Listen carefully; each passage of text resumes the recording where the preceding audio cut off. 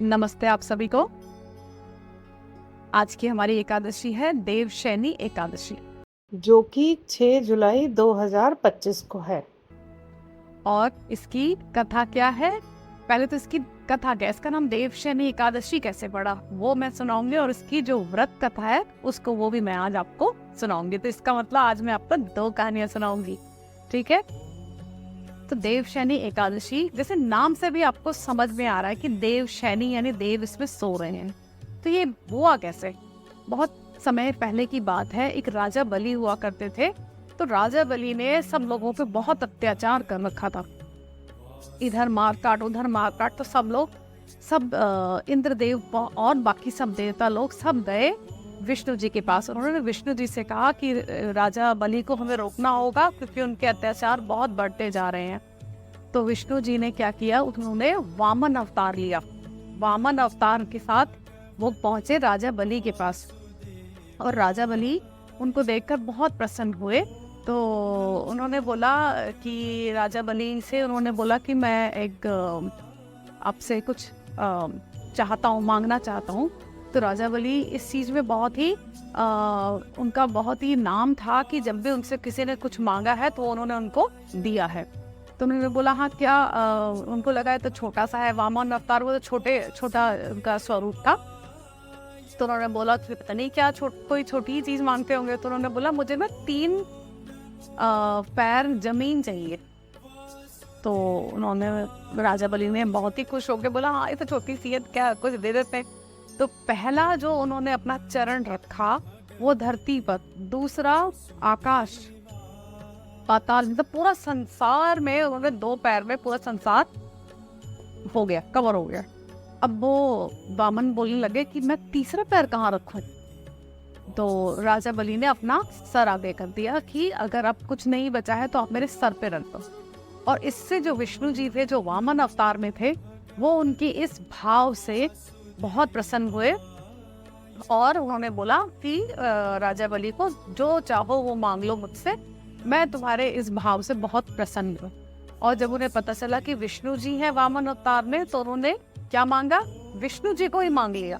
उन्होंने कहा आपसे मेरा अनुग्रह है, मेरी प्रार्थना है कि अब आप पाताल में ही निवास करो। अब विष्णु जी ने खुद ही बोला था राजा बलि को, तो उन्हें उनकी बात माननी पड़ी और वो पाताल लोक को चले गए। जब ये बात लक्ष्मी जी और बाकी देवतागण को पता चली तो वो बहुत परेशान हुए, व्याकुल होने लगे कि भाई अब हमारे देव विष्णु जी वो तो पाताल लोक में चले गए। तो लक्ष्मी जी अपने पति को पाने के लिए वो राजा बलि के पास गई, और वहां पर उन्होंने राजा बलि को अपना भाई बना लिया और उनके हाथ में राखी बांधी। और राखी बांधने के उपलक्ष्य में उन्होंने उनसे प्रार्थना की, मांगा क्या, अपने पति को मांगा। उन्होंने कहा कि आप मुझे मेरे पति विष्णु जी वापस चाहिए। और राजा बलि, जैसा कि सबको पता ही है कि वो जब उनसे कोई मांग ही लेता तो वो उसको पीछे नहीं हटते, उन्होंने हाँ बोल दिया। और जब लक्ष्मी जी विष्णु जी के पास पहुंची उनको लेने के लिए, और जब वो आए तो राजा बलि से जब मिले तो उन्होंने राजा बलि को कहा कि ना अब मैं जो आषाढ़ मास की जो अभी एकादशी आएगी, इससे लेके कृतिका मास की एकादशी तक पाताल लोक में ही निवास करूंगा। और इससे क्या होगा, दोनों बातें हो जाएंगी, तुम्हारी भी बात रह जाएगी और मैं लक्ष्मी की भी बात रह जाएगी।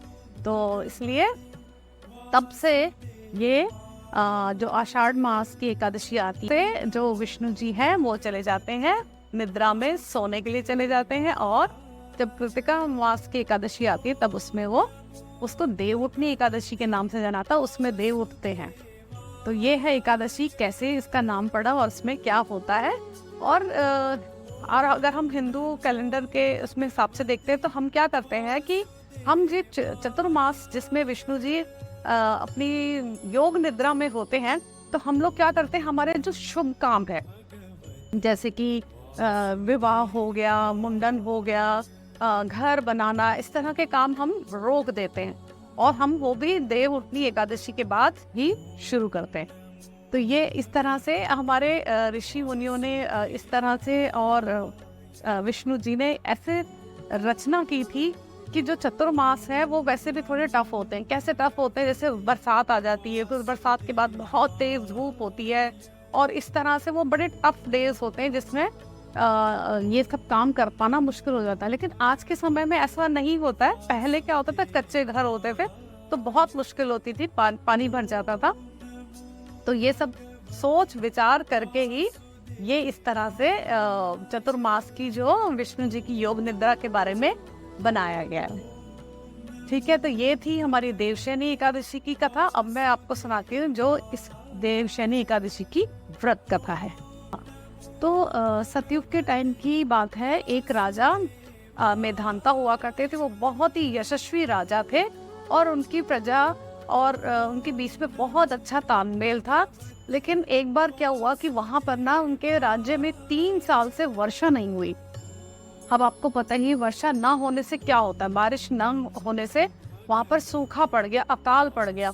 और इससे क्या हो गया, प्रजा में भी आक्रोश हो गया और धर्म के प्रति भी उनकी रुचि कम होने लगी। क्योंकि भूखे पेट भजन में होए गोपाला, वही वाली बात है।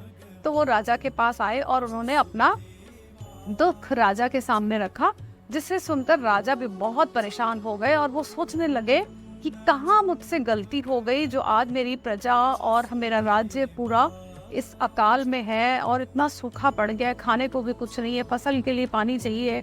और उस समय में तो वैसे भी बहुत प्रॉब्लम होती थी। अब सब वर्षा पे ही सब निर्भर रहते थे।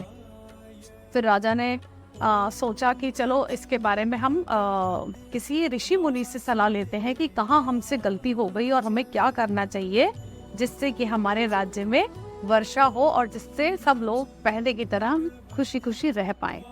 तो वो अपनी सेना और अपने लोगों के साथ ब्रह्मा जी के पुत्र अंगिरा ऋषि के आश्रम में पहुंचे, उनको प्रणाम किया हाथ जोड़ के और उनसे तो ऋषि ने मुनि ने पूछा कि कहो राजन कैसे आना हुआ। तो उन्होंने अपनी समस्या बताई कि मेरे राज्य में 3 सालों से वर्षा नहीं हुई है, जिससे बहुत बुरा हाल हो गया है।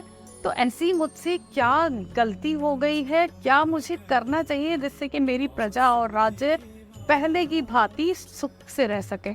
तो उन्होंने बोला, आषाढ़ मास की जो शुक्ल पक्ष की एकादशी है वो आप करो, अपने विधिवत करो उसको और अपने सब लोगों के साथ जितना हो सके उसको करो।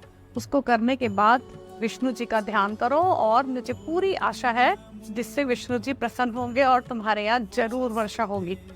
तो ऐसा सुनकर वो ऋषि को प्रणाम करके और अपने राज्य में आ गए और उन्होंने सब लोगों के साथ मिलके पूरा विधि पूर्वक अपना ये देवशयनी एकादशी का उपवास किया और उसके ऋषि मुनि के बताए अनुसार ही उन्होंने दान पुण्य भी किया। और उसके बाद विष्णु जी प्रसन्न हुए और उनके वहां पर खूब मूसलाधार वर्षा हुई। वर्षा होते ही सब तरफ हरियाली छा गई, सब कुछ फसलें, पेड़ पौधे सब में जान आ गई, सब चारों तरफ खिल गया। और उन्होंने विष्णु जी का बहुत बहुत धन्यवाद दिया सब लोगों ने और सब लोग बहुत खुश हुए। तो आप लोगों से भी मेरी यही प्रार्थना है कि आप लोग भी देवशयनी एकादशी का व्रत करें और विष्णु जी का ध्यान करें। और क्या करना है हमें, श्रीमन्नारायण नारायण नारायण, श्रीमन्नारायण नारायण नारायण, भजमन नारायण नारायण नारायण,